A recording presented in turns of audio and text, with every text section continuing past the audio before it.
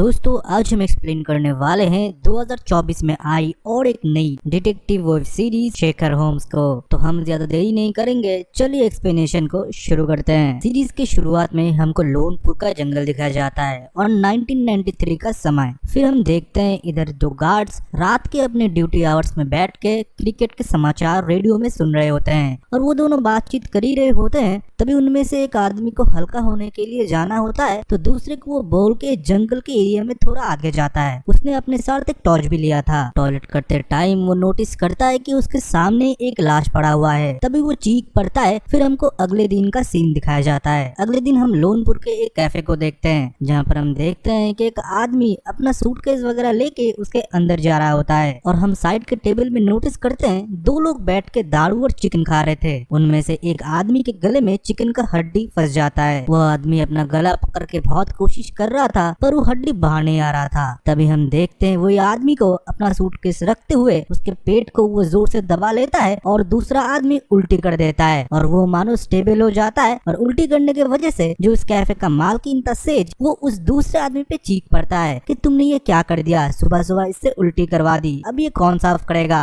फिर वो बोलती है मैं मजाक कर रही हूँ और उस आदमी से अपना नाम पूछती है। वो आदमी बताता है मेरा नाम डॉक्टर जॉन सैनी है और मैं आपका पेन गेस्ट बनने के लिए आया हूँ और इधर कुछ योगा के सेशन भी मैं लूंगा। सेज ये सुनने के बाद बहुत ही खुश होता है। वो अपने कैफे के लड़के इंदू को बोल देता है कि इसको अपना घर दिखा दो। तब वो लड़का इंदू बोलता है घर के चाबी तो शेखर दादा के पास है और वो बाहर गए हैं, मुझे नहीं पता वो कहाँ पर है। तब सेज बोलती है कि उसे ढूंढ के लाओ, गेस्ट अंदर नहीं जा पा रहा, वो तो कब से रेंट भी अच्छे से नहीं दे रहा। तभी डॉक्टर सैनी भी बोलता है कि मैं थोड़ा उसके साथ बाहर चला जाऊं, थोड़ा घूमना भी हो जाएगा। फिर सेज बोलती है हाँ आप जा सकते हो। फिर इंदू सैनी के साथ मिलके शेखर को ढूंढने के लिए बाहर चला जाता है। तभी इंदू बोलता है कि पैदल जाके शेखर दादा को ढूंढ नहीं सकते, मार्केट एरिया में जाना पड़ेगा, पर अब उतना चल नहीं पाओगे, हम एक रिश्का बुला लेते हैं। तब हम देखते हैं कि इंदू एक रिश्के वालों को बुलाता है और वो दोनों रिश्के पे बैठ जाते हैं। तभी डॉक्टर सैनी इंदू से पूछता है तुम्हारा शेखर दादा करता क्या है, सिर्फ भागता ही रहता है या कुछ काम धाम में करता है। तब इंदू बोलता है शेखर दादा सब कुछ करते हैं, वो बच्चों के लिए स्कूल भी पढ़ाता है और खुद भी बहुत रात रात तक पढ़ते रहते हैं। रात में वो गाना भी गाते हैं और ऊपर से काला जादू भी, उनको सब पता होता है पहले से। शेखर दादा मानो कुछ भी कर सकते हैं। जो रिश्का चला रहा होता है वो हर 2-3 सेकंड के बाद बेल बजा रहा होता है और हम कुछ बकरे को देखते हैं जो कि मार्केट एरिया में बंधे हुए थे। तभी अचानक से वो रिश्का वाला अपने रिश्के से उतर जाता है और एक आदमी को जाके बोलता है तूने बकरा चुराया है और उससे वो बकरे की रस्सी ले लेता है और बोलता है तूने साजलता से ये बकरे चुराए हैं। ये बोलने के तुरंत बाद वो आदमी भागने लगता है। तभी उसके पीछे इंदू भी जाता है कि ये कौन है कि रिश्के से तुरंत उतरने के बाद उसे बोल रहा है कि बकरा उसका नहीं है। और ये सब कुछ होते हुए सैनी देख रहा होता है। फिर हमारे सामने इंट्रोड्यूस होता है शेखर का, मतलब शेखर होम्स। उसने अपना भेष बदल के रखा था।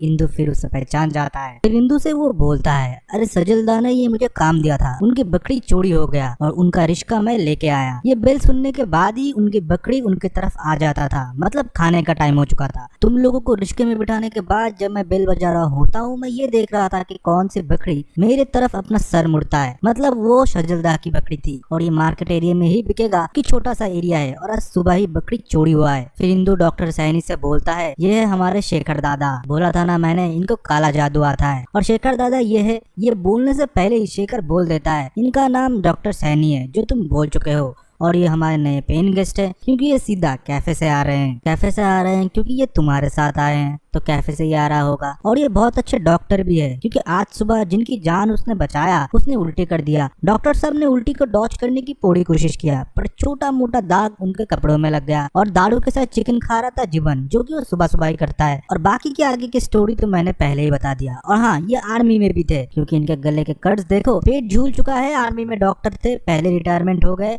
अर्ली रिटायरमेंट तो उन्होंने ले लिया पर अभी भी उनके स्वभाव नहीं गए। अभी भी आर्मी के एक सैनिक की तरह वो खड़े रहते हैं और ऊपर से एक स्वभाव जो आर्मी में अक्सर देखा जाता है कि बूट पॉलिश, वो अभी भी ये करते हैं। और इसी के साथ एक इंट्रोडक्शन में आप समझ चुके होंगे कि शेखर होम्स क्या चीज है और इसके साथ डॉक्टर सैनी भी समझ चुका है कि किसके साथ वो रूम शेयर करने वाला है। फिर वो दोनों घर पहुंचते हैं। घर पहुंचने के बाद सेज उनका वेलकम करती है और बोलती है शेखर इससे अच्छे से बिहेव करना कि तुम्हारे पिछले जो पेन गेस्ट है वो छोड़ के चले गए थे, तुम तो अकेले रेंट नहीं भर पाते। ये आए है इधर योगा थोड़ा मेडिटेशन करने और जगह को एक्सप्लोर करने के लिए, थोड़ा रिलैक्स फील करने, इनको भी भगा मत देना। शेखर तब बोलता है ये बहुत ही सीरियस एलिगेशन है, मैं किसी को भगाता नहीं, वो अपने आप छोड़ के चले जाते हैं। फिर ये दोनों थोड़ा बातचीत करते हैं और हमको रात में दिखाया जाता है। यहाँ पर हम शेखर को देखते हैं जो कि एक म्यूजिकल इंस्ट्रूमेंट बजा रहा होता है और इधर डॉक्टर सैनी सो नहीं पा रहे। फिर अगले दिन सुबह हम देखते हैं कि शेखर सोफे पे सोया हुआ है और डॉक्टर सैनी चाय पी रहे थे। तभी शेखर बोल देता है दरवाजे पे आवाज सुन के कि इंस्पेक्टर लाहा आ चुके हैं, जरूर कुछ न कुछ बड़ा केस लेके, नहीं तो इतना सुबह वो कभी नहीं आते। और वही होता भी है, इंस्पेक्टर लाहा आ चुके थे शेखर से मदद मांगने के लिए। वो बोलते हैं कि ये मेरे लाइफ का सबसे बड़ा केस है, क्योंकि ये मर्डर केस है। लोनपुर जैसे विलेज में कभी ऐसा केसेस होते ही नहीं शेखर, तुम्हें प्लीज हमारी मदद करनी पड़ेगी। शेखर ये सुनकर बहुत ही खुश हो जाता है क्योंकि पुलिस डिपार्टमेंट खुद से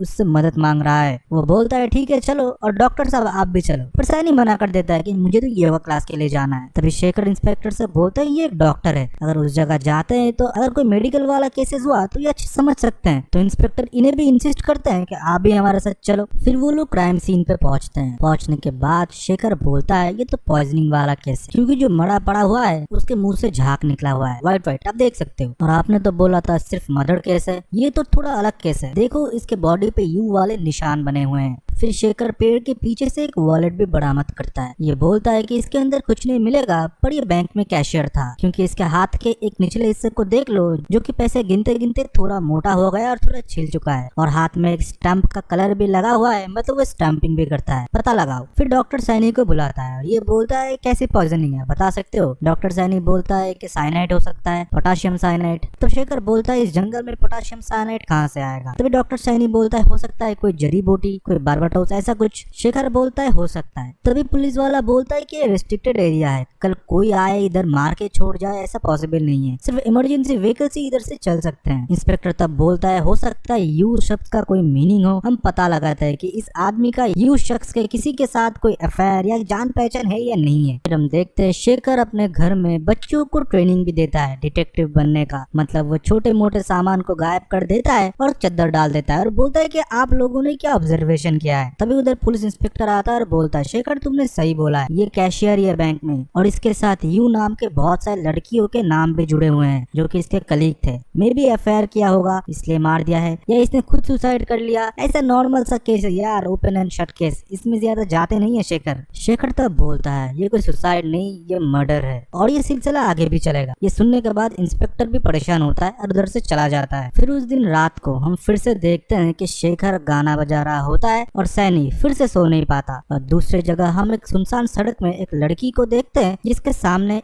एक लाइट आके रुकती है। फिर हम देखते हैं कोई तो एक आदमी अपने दोनों हाथों में 2 पिल्स उस लड़की को दिखा रहा होता है और वो लड़की बहुत घबरा रही थी। फिर अगले दिन हम फिर से पुलिस इंस्पेक्टर को देखते हैं जो कि शेखर के घर में आता है और बोलता है शेखर दूसरा मर्डर हुआ है। फिर से ये लोग क्राइम सीन में पहुंचते हैं और फिर से सेम पैटर्न था, लड़की के हाथ में भी यू का सिंबल बना हुआ था। तभी शेखर बोलता है कि ये घोड़े के नाल का सिंबल है, गुड लक माना जाता है किसी किसी के लिए। इंस्पेक्टर ये भी बोलता है कि कोलकाता फॉरेंसिक लैब ने ट्रेस कर लिया है कि पॉइजन क्या है। पॉइजन का नाम है कुलकुशन, ये एक लोकल हब है। तभी डॉक्टर सैनी भी बोलता है कि ये अगर कोई लेता है विद इन सेकंड उसकी मौत हो जाता है। शेखर फिर कुछ दूर बाद जमीन पर टायर के निशान और कुछ होल्स भी नोटिस करता है, और शेखर इंस्पेक्टर को एक चीज की इन्वेस्टिगेशन के लिए बोलता है कि हाल ही में जिस किसी की मौत पॉइजन की वजह से हुआ है वो कैसे हुआ और कहाँ से हुआ, कौन सा पॉइजन था, उसका रिपोर्ट चाहिए। और शेखर का पेट बहुत दर्द कर रहा होता है। तब कैफे में बैठने के बाद भी सेज उसे बोलती है मैं तुम्हारे लिए दवाई लाता हूँ, पर शेखर को फीका खाना बिल्कुल पसंद नहीं है, इसलिए वो इंदु को बोलता है मुझे थोड़ा लाल मिर्च का डिब्बा ला के दो,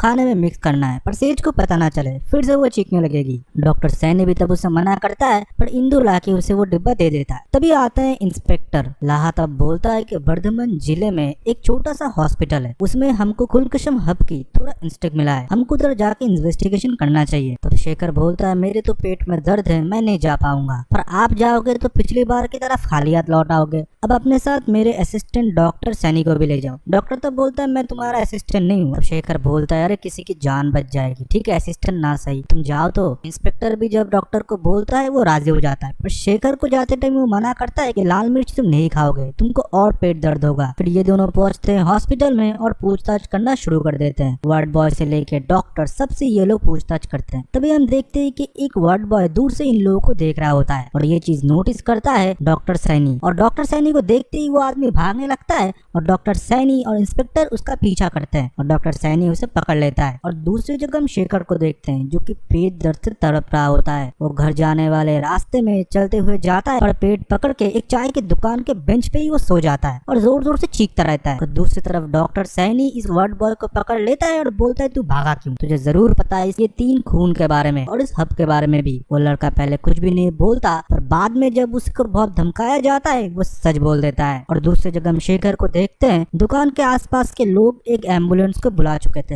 एक एम्बुलेंस से आदमी निकलता है और शेखर को गाड़ी में डाल के वो एम्बुलेंस लेके चला जाता है। वार्ड बॉय बताता है वो आदमी पहले इधर ही काम करता था, अब नहीं काम करता, पूरा पागल है सर। वो अभी सुनने को आया है कि वो कहीं पर प्राइवेट एम्बुलेंस चलाता है। फिर हमको एम्बुलेंस दिखाया जाता है जो कि जंगल के बीचों बीच रास्ते से जा रहा होता है और वो एम्बुलेंस और कोई नहीं वही पागल किलर देबू चला रहा होता है। और हम उसके मिरर में देखते हैं जहाँ पर घोड़े का नाल का एक सिंबल लटका हुआ था। वो नोटिस करता है कि पीछे का एम्बुलेंस का दरवाजा खुला हुआ है। फिर वो गाड़ी रोकता है और पीछे जब वो दरवाजा बंद करने के लिए जा ही रहा होता है वो देखता है कि अंदर शेखर की बॉडी मिसिंग है। फिर वो इधर उधर चेक करता है और एम्बुलेंस में जब वो बैठने ही वाला था वो देखता है कि शेखर उसके साइड के सीट में ही बैठा हुआ है। वो तब शेखर से बोलता है कि गजब टोपीबाज आदमी हो, पेट का दर्द बना के ऐसा हवा कर दिए थे कि आसपास के लोगों को एम्बुलेंस बुलाना पड़ा। तुम जब छोटे थे मम्मी को तो बहुत परेशान किया होगा, मम्मी पेट दर्द है स्कूल नहीं जाना। तब शेखर मुस्कुराता है। तभी वो ड्राइवर बोलता है कि हमारे बारे में तुमको पता कैसे चला, क्योंकि उसे पता चल चुका था कि शेखर को सब पता है। शेखर फिर बोलता है जंगल में जब मैं लाश को इन्वेस्टिगेशन करने के लिए गया था इंस्पेक्टर मुझे बोला था ये रेस्ट्रिक्शन एरिया है, सिर्फ इमरजेंसी डिपार्टमेंट के लोग ही आ सकते हैं जैसे फायर ब्रिगेड, पुलिस, एम्बुलेंस। देबू फिर बोलता है कि पुलिस की जीप भी तो हो सकती है। तब शेखर बोलता है कि पुलिस वाले हॉस्पिटल के कटिंग नाइफ यूज नहीं करते जिससे तुमने घोड़े की नाल का मार्क बनाया है। शेखर ये भी बोलता है कि दूसरे विक्टिम के जगह से मुझे टायर का निशान मिला है जो कि तुम्हारे गाड़ी का है। तब देबू बोलता है कन्विंसिंग नहीं है, वो बोलता है रैंप।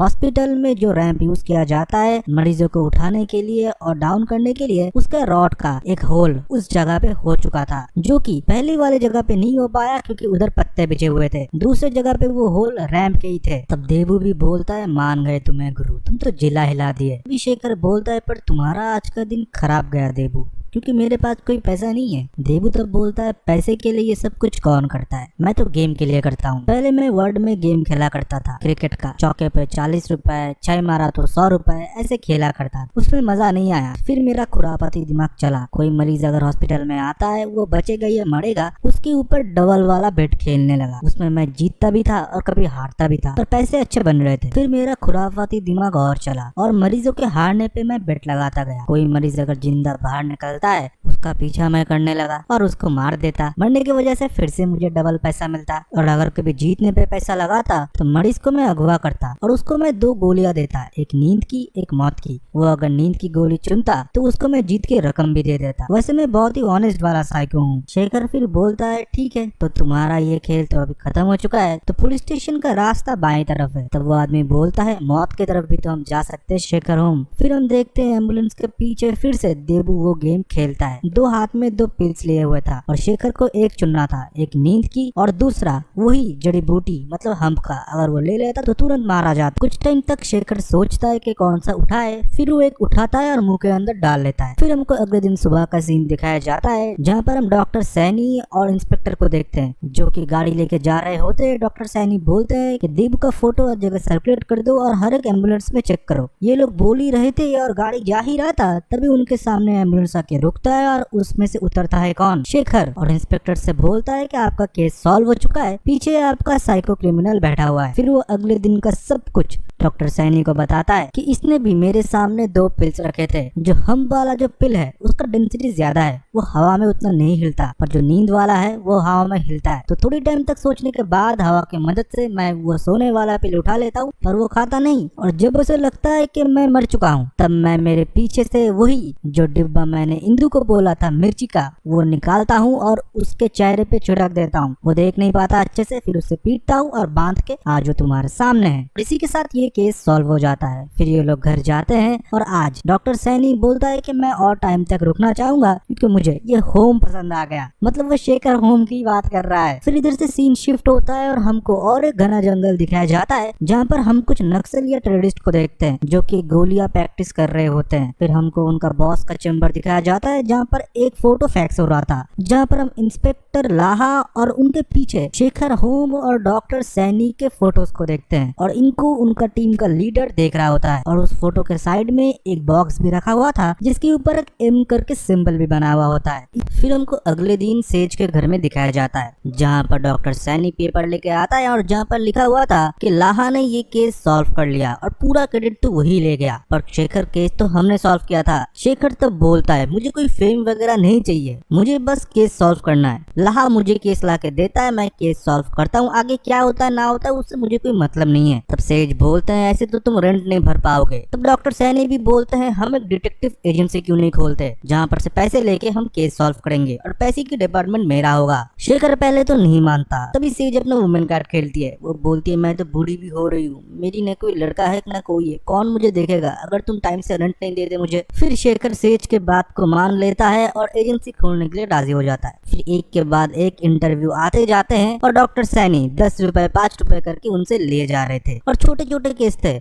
कुत्ता किसी का खो गया, किसी का एफआईआर हुआ है, इवन कि पुलिस इंस्पेक्टर लाहा भी अगर आता है कोई केस लेके उन्हें भी पैसा देना पड़ रहा है। फिर उस दिन रात को हम शेखर को देखते हैं जो कोई इंस्ट्रूमेंट बजा रहा होता है। तभी हम देखते सेज के कैफे पे जहाँ पर दोनों लोग बात कर रहे होते हैं, चैटर्जी और गोस्वामी। वो बात कर रहे थे दास के बारे में कि दास अगर होता तो महफिल और जम जाता। फिर गोस्वामी बोलता है देख रहा होगा किसी की शादी, उसका तो हो नहीं रहा। फिर चैटर्जी बोलता है अगर उसका हो गया होता ना तो हमारी तरह हालत हो जाता उदास। इधर से हमको पता चलता है कि दास की शादी नहीं हो रही। फिर अगले दिन सुबह हम देखते हैं दास हाजिर है शेखर होम्स के घर में। वो फिर आता है और शेखर बाबू को अपनी कहानी सुनाता है क्योंकि उसके पास भी एक प्रॉब्लम था। वो बोलता है मैं रोज की तरह मेरे दुकान में था, पेपर पढ़ रहा था, उधर मुझे एक विज्ञापन मिला। आप लोगों को तो पता होगा मेरी शादी नहीं हो रही। उस विज्ञापन में लड़की के पापा के 4 शर्तें थे, अगर वो मैं मान लेता हूँ तो मैं शादी कर सकता हूँ और सारे गुण मुझसे मिल रहे थे। लड़के की उम्र 40 के ऊपर होना चाहिए, लड़के का लास्ट नेम का शुरुआत डी से होना चाहिए, लड़का बंगाली होना चाहिए और खुद का बिजनेस होना चाहिए, जो कि चारों गुण मेरे अंदर है। मैं उस दिए गए नंबर पे कॉल करता हूँ और लड़की के पापा से मिलने के लिए जाता हूँ। वो मुझे एक शर्त देते हैं क्योंकि उनके लड़की फॉरेस्ट डिपार्टमेंट में काम करती है तो इसलिए मुझे फॉरेस्ट में 30 दिन तक रुकना पड़ेगा, वो भी बिना किसी सहारे। सब कुछ मुझे बंद करना पड़ेगा और इधर ही रहना खाना सब कुछ मुझे इधर ही करना पड़ेगा। पहले के कुछ दिन तो वो मुझसे मिलने के लिए आते थे, 2 दिन बीत गए, 4 दिन बीत गए, मुझे बहुत प्रॉब्लम होता था, फिर भी मैं कैसे भी करके उधर रह रहा था, एक टेंट लगा के शिकार करके। मेरे मन में सिर्फ एक ही होप था कि लड़की से मेरी शादी हो जाए और उनकी लड़की बहुत सुंदर थी। और शेखर दादा इस शर्त के अंदर भी एक शर्त था, मैं एक दिन भी शहर नहीं जा सकता। अगर मैं एक दिन भी ये सब कुछ रोक दिया तो मुझे फिर से शुरुआत करना पड़ेगा। कुछ दिनों तक वो मिलने नहीं आए, मुझे फिर शक हुआ। धीरे धीरे दिन बीतते गए, वो हफ्ते में तब्दील हो गया। आज 20 नंबर वाला दिन है, मैं आज आपके पास आया हूँ। ना मुझे ससुर जी दिखे। जब मैंने फॉरेस्ट डिपार्टमेंट में पता किया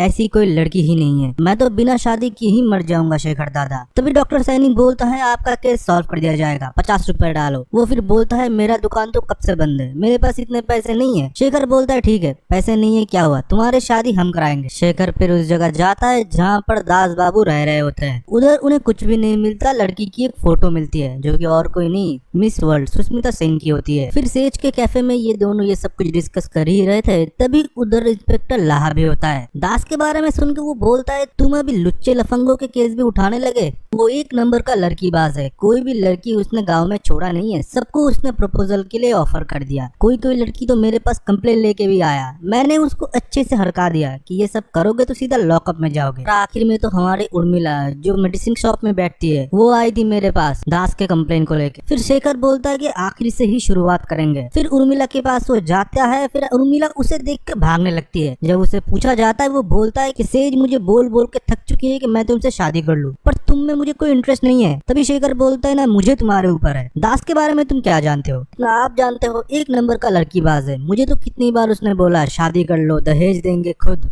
ये सब कुछ सुनने के बाद फिर से वो कैफे जाते हैं और बातचीत करते हैं कि दास ने और कौन से लड़की को छेड़ा होगा, एक लिस्ट बनाओ। डॉक्टर सैनी बोलते हैं इसका लिस्ट बहुत ही बड़ा बनेगा, हमको फोकस करना चाहिए सन्नाल पे जो कि उसका ससुर होने वाला था। वो इस गांव का नहीं है क्योंकि हमने सबसे पूछताछ कर लिया, इतना छोटा गाँव है, हर कोई हर किसी को जानता है, जरूर वो बाहर से होगा, कोई ना कोई उसको दास से मिलाया। तो कौन हो सकता है। तब सेज बोलती है कि बहुत सारे ड्रंकर्स तो इधर आते हैं, कोई ना कोई मिलाया होगा। फिर मानो शेखर के माइंड में कुछ क्लिक करता है, वो सीधा जाता है दास के बंद खड़े हुए दुकान के ऊपर, जो कि बहुत टाइम तक बंद था। वो तो 30 दिन के लिए सन्नास लेके जंगल चला गया था। दुकान में कैसे भी वो घुसता है, घुसने के तुरंत बाद ही उसको छींक आना शुरू हो जाता है, मानो कोई केमिकल था। और वो सेम चीज सैनी को भी होने लगा। शेखर दुकान के अंदर इधर उधर ढूंढता है और सैनी बोलता है ये तुम इलीगल काम कर रहे हो, हमको प्रोसीजर से चलना पड़ेगा। शेखर बोलता है कि प्रोसीजर को भी तोड़ना पड़ता है मेरा दोस्त। फिर दास के दुकान में उसको एक मैट मिलता है जो कि बंद करा हुआ होता है, और उस मैट को जब वो हटाते हैं वो देखते कि एक सुरंग, और सुरंग के अंदर वो जाते हैं तभी उनको फिर से छींक आना शुरू हो जाता है उस केमिकल की वजह से। वो सुरंग के अंदर चलते चलते चलते चलते वो लोनपुर के कोऑपरेटिव बैंक के लॉकर तक पहुंच जाते हैं। वो जाके देखते हैं कि पूरा बैंक का लॉकर खाली हुआ पड़ा है। वो बोलता है सैनी तुमको पता चला क्या कुछ चल रहा था इतने टाइम से? शुक्रवार हॉलिडे था, फिर बीच में सैटरडे संडे, इस टाइम के बीच ही इन लोगों ने सारा पैसा उड़ाया और सुरंग बहुत टाइम से खोदी जा रही थी। फिर हम देखते हैं अगले दिन पुलिस आते हैं और पूरी जगह को सील कर देते हैं। बहुत लोग के पैसे थे इन बैंक में। फिर शेखर बैंक के इधर उधर देख रहा होता है, फिर वो बाहर आता है और कचरे के डिब्बे के साइड से जब वो जा रहा था उसको वही केमिकल का स्मेल आता है और वो छींक देता है। तभी उस कचरे के डिब्बे को उलटता है और उसमें से उसे कुछ मार्क्स मिलते हैं। देखते हैं चैटर्जी, उर्मिला, गोस्वामी को पुलिस स्टेशन बुलाया जाता है।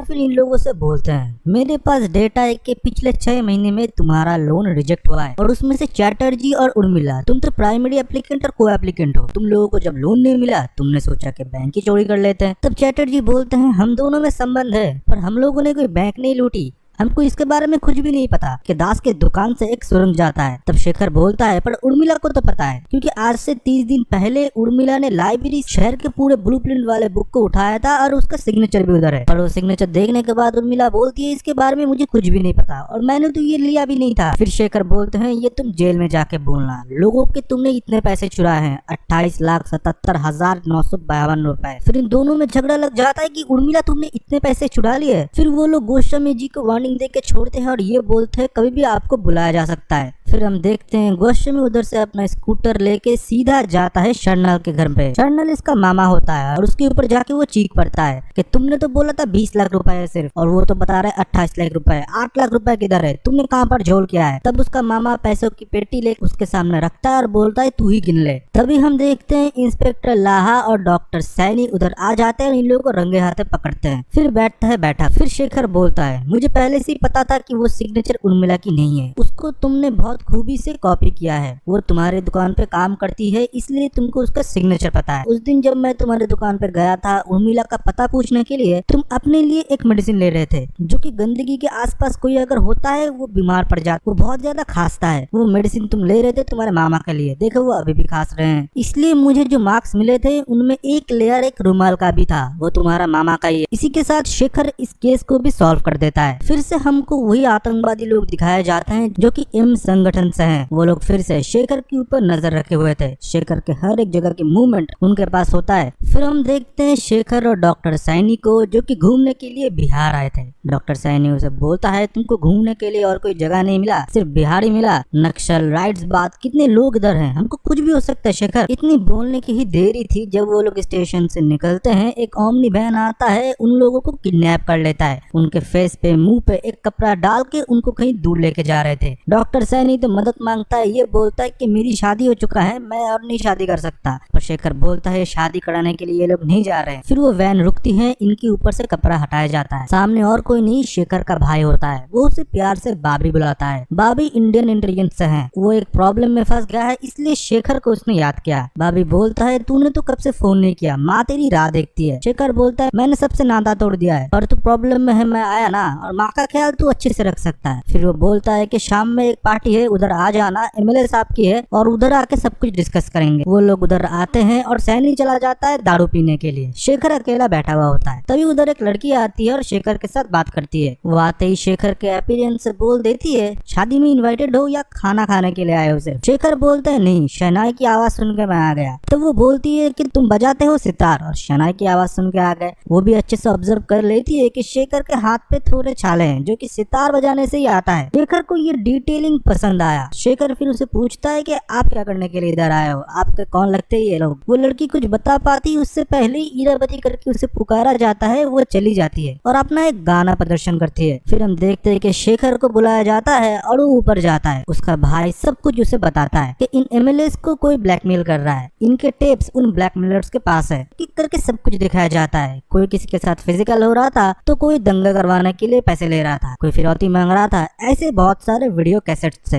अब इनको ढूंढना है और उस ब्लैकमेलर को भी। शेखर ये सब कुछ देख रहा होता है और नीचे इरावती गाना गा रही होती है। वो आवाज ऊपर तक आ रहा था पर उस गाने में मानो शेखर कुछ ढूंढ पाता है और भागते हुए नीचे आता है। उतने ही टाइम में इरावती को हम देखते हैं जो कि गाड़ी लेके चली गई थी। मतलब उसको कुछ न कुछ पता है। ये शेखर को भी पता चल गया था। फिर अगले दिन शेखर चोरी छुपके उसके घर का पता लगाता है और उसके घर के अंदर चला जाता है डॉक्टर सैनी के साथ। घर के अंदर जाके वो लोग कैसेट ढूंढना शुरू कर देते हैं। उनको कैसेट तो मिलते हैं सिर्फ इरावती के गाने के। तब शेखर बोलता है अब इरावती खुद बताएगी। फिर हम देखते हैं कि इरावती घर के अंदर आती है और बोलती है आप लोग चाय लेंगे। डॉक्टर सैनी तो बहुत ही शर्मिंदा था पर शेखर नहीं। इरावती से मिलने के बाद वो बोलता है उस कैसेट्स के बारे में तुमको जरूर कुछ ना कुछ पता है, क्योंकि उस कैसेट के अंदर भी मैंने एक महक महसूस किया है जो कि तुम में से आता है, जो कि मानो एक रेगिस्तान की रेत का होता है। और आपके गाने में भी मुझे वही बगावत सुनने को मिला है। आपको शिक्षा मिला है गुरुकुल से, आप राजस्थान में पढ़ती थी ना, उधर आपको और क्या क्या सिखाया जाता है? गाने के सुर को सीखना और एमएलएस को ब्लैकमेल करना, ये भी सिखाया जाता है क्या? इरावती कुछ एग्जैक्ट आंसर नहीं देती। वो चुपचाप रहती है और अपने टेलीफोन को एक बार देखती है और ये बात शेखर नोटिस कर लेता है। वो फिर डॉक्टर सैनी से बोलता है हमको जितना पता करना था हमने पता कर लिया, ठीक है चलो इरावती को और भी काम हो सकते हैं। बाहर निकलने के बाद डॉक्टर सैनी बोलता है कि अगर हमको पता है कि कौन ये सब कुछ कर रहा है तो उन एमएलएस को इसको सौंप देते हैं ना। तब शेखर बोलता है बाद में ये मुकर गई तो इसके पास पैसा अथवा सब कुछ है, ऐसे ही इसे कोई हाथ नहीं लगा सकता। फिर हम देखते हैं ये लोग जब एमएलए साहब के घर में आते हैं तब भाभी बोलती है कि ऑलरेडी रैंसम कॉल आ चुका है, सब एमएलए से 100 तोले सोने मांगे गए हैं। ये एमएलए पैसे सोने इकट्ठे करके जब एक लोकेशन पे पहुंचते हैं तब शेखर बोलते हैं कि वो लोग नहीं आएंगे, उनको बस देखना था कि तुम लोग अपना सोना पैसा कहाँ पर रखते हो, वो लोग उधर छापा मारेंगे। फिर हम देखते हैं जब ये सब कुछ हो जाता है तब शेखर बोलता है कि हमको 2 लोकेशन पे जाना पड़ेगा। रिपोर्टर के घर में जहाँ पर इन लोगों ने सर्वेलेंस लगा के रखा है, उनको लगता है कि उसके घर में कुछ न कुछ जरूर मिलेगा। दूसरा कोठी पे जहाँ पर एमएलए साहब उस लड़की के साथ दुष्कर्म कर रहे थे। कोठी पे जाने के बाद शेखर एक लड़की के साथ अंदर जाता है पर कुछ करता नहीं। वो लड़की से पता करता है कि इस लड़की को कहीं पर देखा है। वो लड़की बोलती है कि एमएलए साहब के लड़के लोगों को हम बोल बोल के थक चुके हैं कि हम लोगों को कुछ भी नहीं पता। पर ये ठहरे हमारे शेखर होम्स, ये नर्वसनेस से ही पता लगा लेता है कि कोई तो सामने झूठ बोल रहा है, जैसा आज इसने इस लड़के की पकड़ ली। फिर वो लड़की जब देखती है कि उसका झूठ पकड़ी गई वो सब कुछ बता देती है। फिर जब शेखर उधर से लौट रहा होता है तभी हम देखते हैं कि शेखर के ऊपर कोई नजर रखे हुए था। वो और कोई नहीं कुछ विधवा औरतें थे जो कि फावड़ा कैंची चाकू वगैरह लेके शेखर के सामने आ जाता है और उसे किडनैप कर लेता है। फिर कुछ टाइम बाद उधर इरावती आती है। फिर देखते ही देखते डॉक्टर सैनी भी आ जाता है। फिर शेखर बोलता है अगर मुझे तुमको पकड़वाना होता तभी मैं तुम्हारे घर में पुलिस लेके आ जाता, तुमको जो चाहिए एविडेंस वो तुम्हें अभी तक नहीं मिला। पर मुझे बहुत कुछ पता चल गया। जब ये लड़के लोग मुझे गाँव में लेके आ रहे थे, ये गाँव लग रहा था एक घोस्ट विलेज,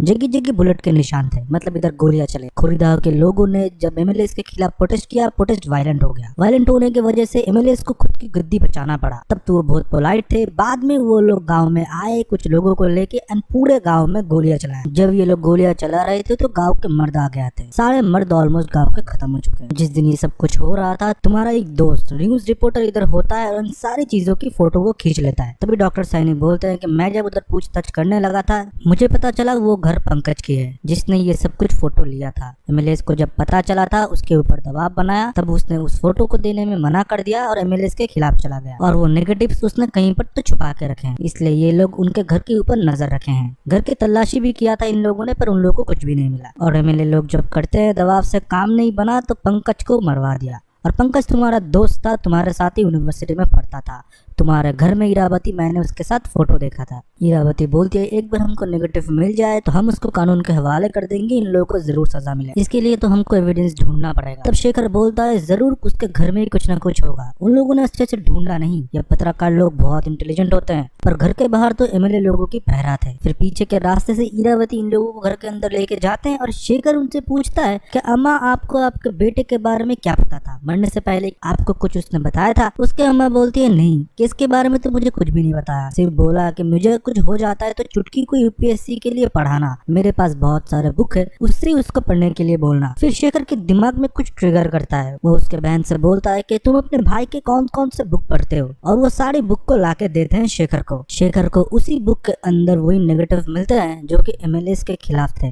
फिर वो लोग कैसे भी करके उधर से जब निकलते हैं, एमएलएस के लोग और एमएलए उन लोगों को फॉलो करता है। फॉलो करते वो वही गांव के साइड से अपना गाड़ी को लेते हैं जहाँ पर वो विधवा लोग रह रहे थे। फिर विधवा लोगों ने एमएलएस की गाड़ी को रोक लिया और उन्होंने ही उन लोगों का फैसला किया। इसी के साथ शेखर का ये केस भी सॉल्व होता है। इरावती शेखर को सीधा करने के लिए स्टेशन में आई थी और बोलती है कि मेरे पास अगर कोई केस होगा तो मैं सीधा तुम्हारे पास ही आऊंगी। फिर हमको शेखर का भाई भाभी दिखाया जाता है जो कि प्रोजेक्ट एम का एक बॉक्स बहुत कॉन्फिडेंशियली बाहर निकालता है। फिर हम देखते हैं कुछ टाइम बीत जाते हैं शेखर और डॉक्टर सैनी को सेज के उधर रहते हुए। फिर हम देखते हैं उधर इरावती को जो कि केस लेके आई थी शेखर के लिए, और शेखर भी मानो इस लड़की की तरफ थोड़ा अट्रैक्टेड था। वो कुछ भी ना पूछ के वो केस को ले लेता है। फिर ये लोग चलते हैं और एक गांव की तरफ। इरावती का एक दोस्त जो कि बहुत मुसीबत में है, उनके गांव में स्कंदकाता का प्रकोप आ चुका है, लोग मर रहे हैं और आज मौत तो उनके घर में हुई है, उसके सगे चाचा की। गांव में जाते टाइम शेखर नोटिस करता है स्कंदकाता देवी की मूर्ति जिसके सर नहीं होते, और जगह जगह मानो एक डार्क एनवायरनमेंट था। देखने से लग रहा था इस गाँव में किसी का अभिशाप लगा है। फिर ये लोग पहुँचते हैं किसी के क्रियाक्रम में जो कि हेमंत के चाचा का होता है। हेमंत इरावती की दोस्त होता है। वो बोलता है कि मेरे चाचा का अकाल मृत्यु हो गया, और हम देखते हैं उधर कुछ रिचुअल करते हुए एक औरत को जिसका नाम काकोली होता है, पर हेमंत उसे नहीं मानती और उसको भंड बोलती है। फिर हम लोग देखते हैं पागल को क्रियाक्रम खत्म होने के बाद वो बोल रहा होता है कि सारे लोग इस गांव में मारे जाएंगे, स्कंदकाता सबको मार डालेगी। फिर उधर से घर में आ जाता है और शेखर एक एक करके सबका इंट्रोडक्शन लेता है। फिर वो पूछता है कि एग्जैक्ट उस दिन के रात को क्या हुआ था। हेमंत बोलता है हम लोग सब अच्छे से खाना खा रहे थे, सब लोग बहुत खुश थे। तब चाचा बाथरूम गए, उधर से लौटने के बाद मानो वो कुछ पागल से हो गए थे, वो कुछ डरे डरे रह रहे थे। दिन रात को अचानक वो अपने कमरे से निकलते हैं और भागते हुए तालाब में जाकर गिर जाते हैं और उनकी मौत हो जाती है। वो जोर जोर से चीख रहे थे कि स्कंदकाता आ चुका है, और ये सब कुछ होते हुए रीना बुआ ने देखा था। रीना बुआ सबको बुला पाती और उनको रोक पाती, इससे पहले वो घर से बाहर चले जाते हैं और सामने के तालाब में जाके कूद जाते हैं और सांस रुकने की वजह से उनकी मौत हो जाती है। तो रीना बुआ बोलती है स्कंदकाता का प्रकोप है, गाँव में आ चुका है, तुम लोग क्यों इस चीजों को सीरियस नहीं मानते। तब हेमंत के पापा संजीव भी इस बातों को एग्री करता है, पर हेमंत इन सारी चीजों को नहीं मानता है, इसलिए उसने डिटेक्टिव बुलाया है शेखर होम्स को। फिर उस दिन रात को बैठ के इरावती और शेखर बात कर रहे होते हैं। इरावती से शेखर हर एक के डिटेल्स के बारे में पूछता है। इरावती धीरे धीरे सब कुछ बताती है कि हेमंत जब छोटा था उसकी माँ चल बसी, तब से रीना बुआ ने शादी नहीं किया, उन्होंने हेमंत को पाल पोस के बड़ा किया है, और हेमंत बोटनी में गोल्ड मेडलिस्ट है। तुम देख ही सकते हो कैसे पेड़ पौधों से इन पूरे बंगलों को उसने सजाया है। उसको छोटी से छोटी पेड़ के बारे में सब कुछ पता है, बहुत टैलेंटेड है हेमंत। फिर हम देखते हैं अगले दिन डॉक्टर सैनी और शेखर बाहर जाते हैं स्कंदकाता के बारे में पता करने के लिए। कोई कुछ भी नहीं बता पाता, सारे लोग डर रहे थे, कोई कोई तो इन लोगों को मारने के लिए आ रहा था। तभी एक बच्चा आता है और इनको एक खाली खंडर में लेके जाता है, मानो उस जगह के एनवायरनमेंट में ही कुछ डार्क एंटिटी था। वो बच्चा फिर इन लोगों को स्कंदकाता के स्केच के सामने उन लोगों को लेके जाते हैं। इसको देखने के बाद डॉक्टर सैनी और इरावती दोनों ही डर जाते हैं। शेखर सिर्फ उसे देखे जा रहा था। फिर उस दिन रात को हम वही पागल को देखते हैं जो कि उस दिन शमशान में बोल रहा होता है कि कोई नहीं बचेगा। वो दारू बारू पीने के बाद अपने घर में आता है और बहुत ही गंदा घर था वो उसमें एक चूहा मरा पड़ा हुआ था, स्मेल की वजह से वो सांस नहीं ले पा रहा था। तभी वो कुछ अगरबत्ती जलाता है काली माँ को पूजा करने के लिए। अगरबत्ती जलाने के बाद जब उस अगरबत्ती को वो सूंघता है, वो नोटिस करता है कि बाहर कोई ना कोई जा रहा था, और वो और कोई नहीं स्कंदकाता का आवाज होता है। वो डर के अपने कमरे से भागता है और वो भागता ही जाता है। भागते भागते वो जंगल में पहुंचता है और एक लकड़ी उसके गले में घुस जाता है और उधर ही खत्म हो जाता है। अगले दिन सुबह हम फिर से काकोली को देखते हैं जो कि उधर रिचुअल कर रही होती है, और गाँव के सारे लोग उधर खड़े थे इंक्लूडिंग पुलिस ऑफिसर। तभी डॉक्टर सैनी बोलती है ऑफिसर को, आप इसको पोस्टमार्टम के लिए क्यों नहीं भेजते। वो बोलते हैं कि आप लोग गांव में नए हो क्या, रिचुअल करे बिना गांव के लोग इनको लेके जाने के लिए नहीं देंगे। पर शेखर भी बोलता है इसने तो सही बोला,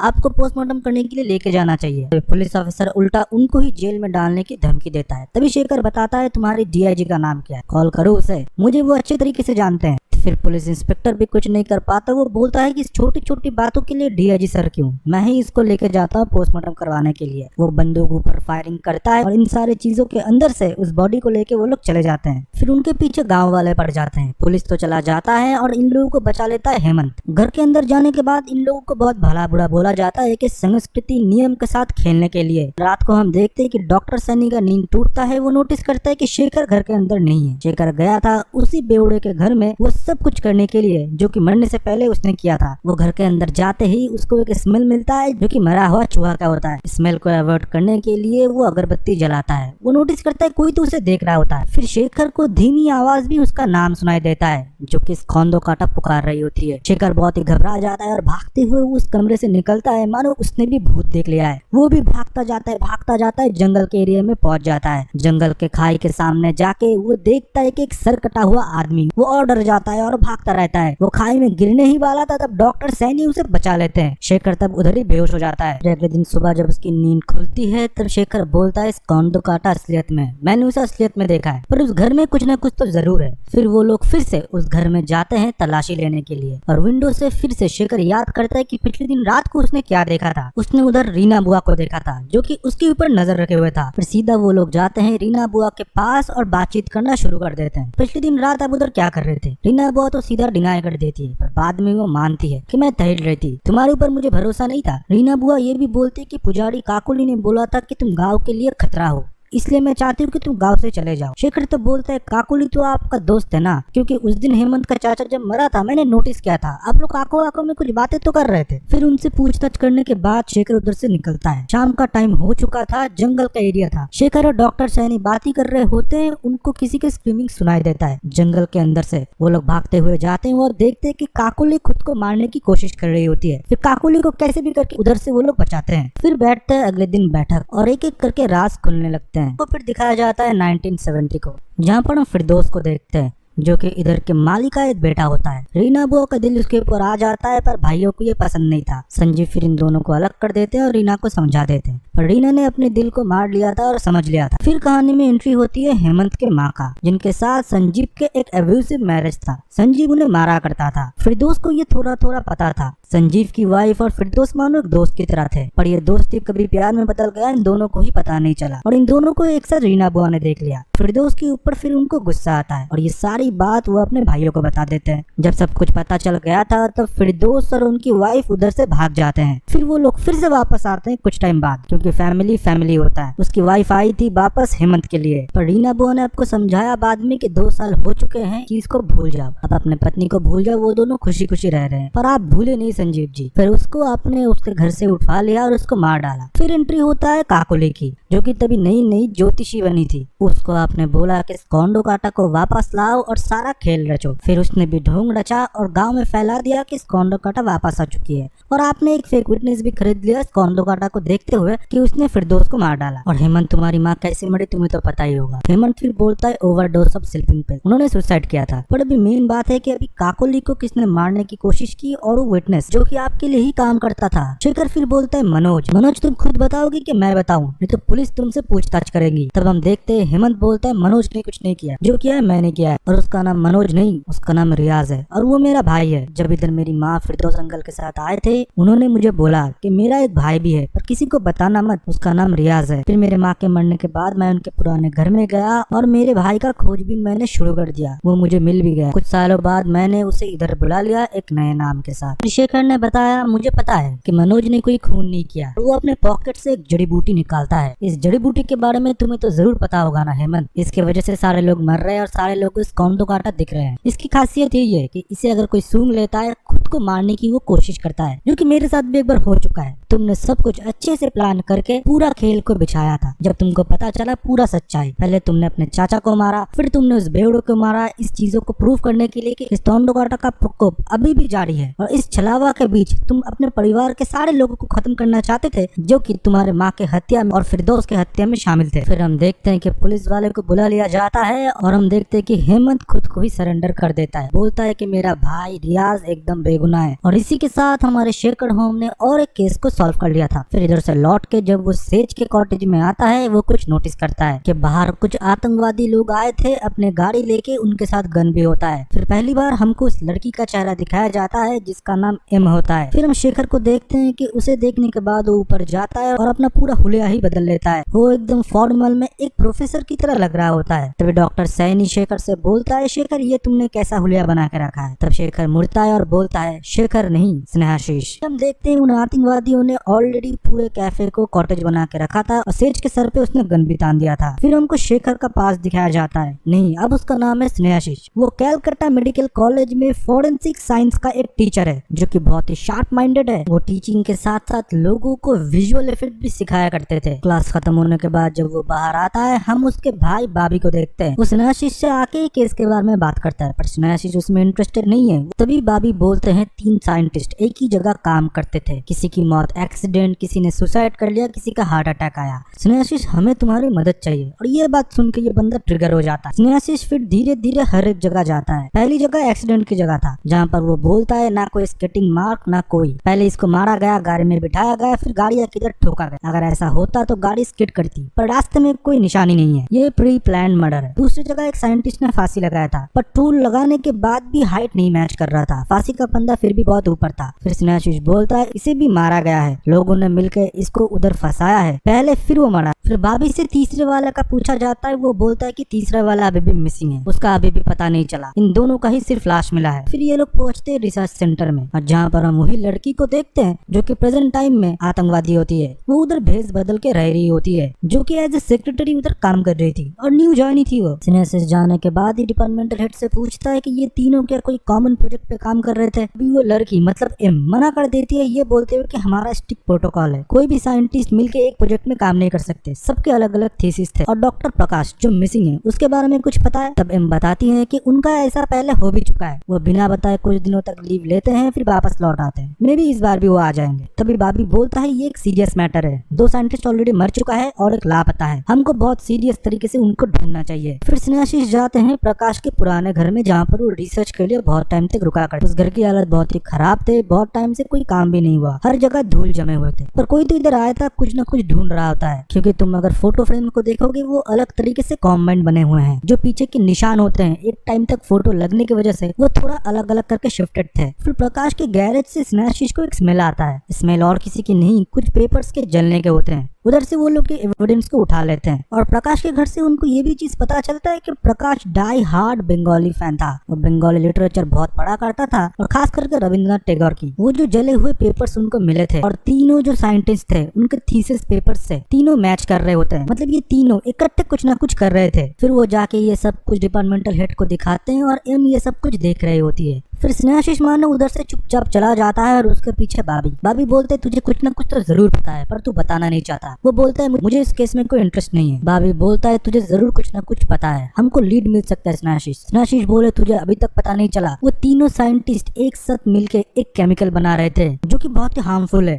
अगर हवा में मिल गया बहुत लोगों की जान जा सकता है। और पांडे का तो ये पास्ट रिकॉर्ड भी है जिसके वजह से उसको दूसरे कॉलेज से निकाले भी गया था क्योंकि वो एक अनऑथराइज एक्सपेरिमेंट कर रहा था इस केमिकल के ऊपर। पर मुझे इन सारी चीजों में पढ़ना नहीं है, मैंने बता दिया वो लोग कैसे मरे हैं, उन तीनों चीजों पे वो लोग काम कर रहे थे। अब तुम्हारा काम है उनको ढूंढना, मेरा काम नहीं है, मैं क्लास में जा रहा हूँ। फिर बाबी बोलता है तुझे ये नहीं जानना कि इन सबके पीछे कौन है। स्नेहाशीष फिर मुड़ता है। फिर बाबी बताता है इन सब के पीछे एक इंटरनेशनल अनऑथराइज्ड गन सप्लायर का हाथ है जिसका नाम है एम, वो अपना एक संगठन चलाता है। फिर हमको एम का बेस कैंप दिखाया जाता है जहाँ पर लोग तैयार होते हैं लोगों को मारने के लिए, दंगा फसाद करने के लिए। वो टेररिस्ट है, अलग अलग देशों में सरकार बनने और गिरने में इन लोगों का बहुत हाथ होता है। ये एमिनेशन से लेकर दंगे फसाद सब कुछ कराते हैं। अभी कुछ टाइम बाद हमको इंटेल मिला है कि एम अपना एक केमिकल वायरस को ऑक्शन कर रहा है, अलग अलग कंट्री से बिडिंग भी आ रहा है। और ये सब कुछ चल रहा था हमारे नाकों के नीचे, हमारे ही डिपार्टमेंट में 3 साइंटिस्ट उसके ऊपर ही काम कर रहे थे। ये सब कुछ सुनने के बाद स्नेहाशीष अपना क्लास लेने के लिए चला जाता है। फिर हम देखते हैं क्लास में बातचीत करते हुए उसको उसी सेक्रेटरी के बारे में याद आता है जो कि इन थीसिस के बारे में सब कुछ जानता था, वही फर्स्ट सब कुछ के आंसर दे रही होती है। और जब मैंने उसको छोटा छोटा जले हुए पेपर्स दिखाया वो थोड़ा मानो नर्वस हो चुकी थी। और बाबी ने जो टेररिस्ट की फोटो मुझे दिखाया उनमें से एक आदमी ने थोड़ा बड़ा वाला शू पहना था, जैसे उस सेक्रेटरी ने एक बड़ा हील पहना था। था। फिर हम देखते हैं उधर से स्नेहाशीष भागता है और पहुंचता है रिसर्च सेंटर। उधर से एम निकल ही रही होती है और उसके गाड़ी में तुरंत स्नेहाशीष बैठ जाता है और गाड़ी में बैठने के बाद इधर उधर के बातें करने के बाद वो पूछता है कि एम अब तुम कैसे हो, वेपन का डील हो चुका है। वो बोलती है कि मुझे कुछ समझ में नहीं आ रहा है, तुम किस चीज के बारे में बात कर रहे हो, तुम्हारे पास अभी तक वो वेपन लगा नहीं है क्योंकि प्रकाश और वेपन लेके भाग चुका है, तुम लोग अभी प्रकाश को ढूंढ रहे हो और वो गायब है। जब एम को पता लग जाती है कि उससे सब कुछ पता चल चुका है, वो गन निकालता है और स्नेहाशीष को शूट करने की कोशिश करती है, पर स्नेहाशीष कैसे भी गोली को डॉज कर लेता है और गाड़ी का दरवाजा खोल के सड़क पे कूद जाता है। एम तो भाग चुके हैं, उनके पास कोई सबूत नहीं, सिर्फ प्रकाश को ढूंढने के अलावा। तब स्नेहाशीष बोलता है तुम अपना इंटेल को ऑन करो, देखो कि वो कहीं पर देश छोड़ के तो नहीं जाने वाला, कहीं कोई डील तो नहीं होने वाला। फिर कुछ टाइम बाद पता चलता है कि चाइना बॉर्डर में एक डील होने वाला है 50 लाख सेफ्टी मनी और पूरे फैमिली को देश से निकालने के लिए। फिर उसका सप्लायर बन के बाबी और उसके लोग और जाते हैं स्नेहाशीष जो कि अपना भेष बदल के रखा था। वो जाते ही उस एग्जैक्ट लोकेशन पे प्रकाश से मिलते हैं और पैसा देने के बदले वो पूछता है कि हम लोग इंटेलिजेंस डिपार्टमेंट से हैं, तुमको कुछ भी नहीं होगा, तुम बता दो वो वायरस कहाँ पर है। इतनी देर में उधर एम के लोग पहुंच जाते हैं और एम बता देती है कि प्रकाश को हमको जिंदा पकड़ना है क्योंकि उसके पास ही वायरस के कोऑर्डिनेट्स है कि और वायरस कहाँ पर रखा हुआ है। प्रकाश कुछ भी नहीं बोल पाता, स्नेहाशीष के साथ वो भागता रहता है। वो सिर्फ यही बोलता है मैं उसको ना बताऊं तो ही अच्छा है, वो किसी के हाथ में ना आए तो ही अच्छा है, अगर कोऑर्डिनेट गलत हुए तो वायरस अपने आप ही नष्ट हो जाएंगे। मैंने उसको इस जगह छुपाया है कि 100 साल तक भी वो रहा तो उसको कुछ भी नहीं होगा, इतना जान लो कि वो कोलकाता में सेफ है टेगर के घर में। यही बोलता है वो और बोलता है मुझे मेरे पापों की सजा मिलना चाहिए, क्यों मैंने इस वायरस को बनाया इन लोगों के बातों में आके और कुछ पैसों के लिए। तभी हम देखते हैं कि एम के एक लोग प्रकाश को देख लेता है और उसे गोली मार देते हैं। फिर एम भी गुस्से में आ जाती है और अपने लोगों की वो शूट कर देता है। उतने दिन में बाबी और उसकी टीम आ चुके थे, एम को उधर से भागना पड़ता है और प्रकाश तब मर चुका था, किसी के हाथ में भी वो वायरस नहीं आया। स्नेहाशीष फिर बाबी से बोलता है कि तुम्हारे डिपार्टमेंट में ही मोल है, हम लोग इधर आएंगे, एम को कैसे पता, किसी ने तो खबर लीक किया है, मेरे लिए इधर रहना और सेफ नहीं है, मैं अंडरग्राउंड हो रहा हूँ। फिर हम देखते हैं कि वो अंडरग्राउंड होके लोनपुर चला जाता है और अपना वेशभूषा पूरा बदल लेता है और पेइंग गेस्ट बन के सेज के कैफे में आता है उसके घर में किराया लेने के लिए। और सेज तब पढ़ रही होती है शर्लक होम्स की किताब और अपना नाम तब वो स्नेहाशीष नहीं शेखर होम बताता है। ऐसे ही पढ़ा स्नेहाशीष का नाम शेखर होम्स। डॉक्टर सैनी मानो ये सब कुछ सुन के शॉक था, ऐसा ट्रेजिक हिस्ट्री उसने भी एक्सपेक्ट नहीं किया था। वो बोलता है तुम मुझे पार्टनर मानते हो पर अपने पार्टनर से इतनी बड़ी राज तुमने छुपा के रखा। फिर इन दोनों को जाना पड़ता है एम के सामने। एम इनको गन पॉइंट में रखती है और बोलती है इन सबको मैं मार दूंगा, मैं 2 साल से तुम्हारे ऊपर नजर रखा हूँ, तुमको ढूंढने में मुझे टाइम तो लगा पर अब मुझे चाहिए वो वायरस, तुम कैसे भी करके मुझे लेके दोगे नहीं तो इन सबको मारूंगा। तो स्नेहाशीष बोलता है वो वायरस समय के साथ नष्ट हो जाए वही बेटर है, क्योंकि अगर तुम चारों को मारते हो हम चारों ही मरेंगे, पर वो वायरस अगर तुम लोगों के हाथ में लग गए तुम तो देश को ही बेच डालोगे, लोगों को मारोगे, कितने हजार लाखों लोग मरेंगे, इससे अच्छा चारों को ही मार दो। तो स्नेहाशीष को डॉक्टर सैनी बोलते हैं तुम ठंडे दिमाग से सोचो,